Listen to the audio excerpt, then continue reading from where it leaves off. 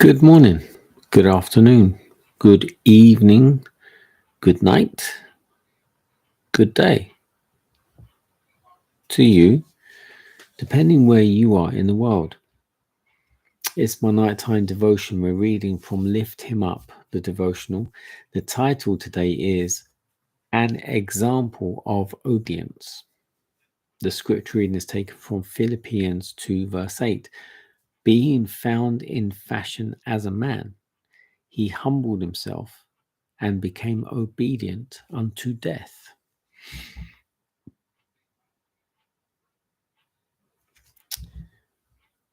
Since Jesus came to dwell with us, we know that God is acquainted with our trials and sympathizes with our griefs.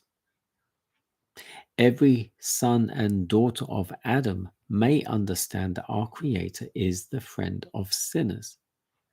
For in every doctrine of grace, every promise of joy, every deed of love, every divine attraction presented in the Saviour's life on earth, we see God with us. Satan represents God's law of love as a law of selfishness. He declares that it is impossible for us to obey its precepts. The fall of our first parents, with all the woe that was resulted, he charges upon the Creator, leading men to think and look upon God as the author of sin and suffering and death. Jesus was to unveil this deception. As one of us, as a human, he was to give an example of obedience. For this, he took upon himself our nature and passed through our experiences. In all things, it behoved him to be made like unto his brethren. Hebrews 2:17. If we had to bear anything which Jesus did not endure, then upon this point, Satan would represent the power of God as insufficient for us. Therefore, Jesus was in all points tempted as we are. Hebrews 4:15. He endured every trial to which we are subject, and he exercised in his own behalf no power that is not freely offered to us.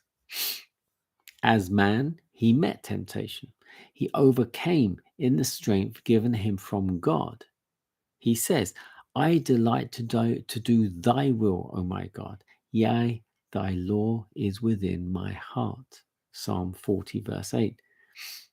As he went about doing good and healing all who were afflicted by Satan, he made plain to men the character of God's law and the nature of his service.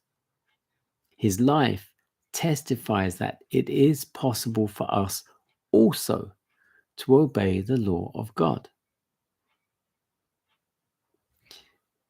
By his humanity, Christ touched humanity. By his divinity, he lays hold upon the throne of God. As the Son of Man, he gave us an example of obedience. As the Son of God, he gives us power to obey.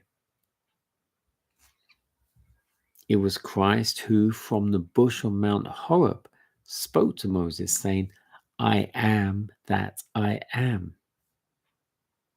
Thus shalt thou say unto the children of Israel, I am, have sent me unto you. Exodus 3:14. This was the pledge of Israel's deliverance. So when he came in the likeness of men, he declared himself the I am,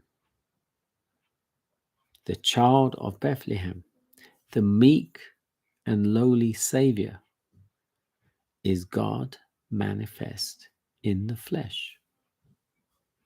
1 Timothy 3:16.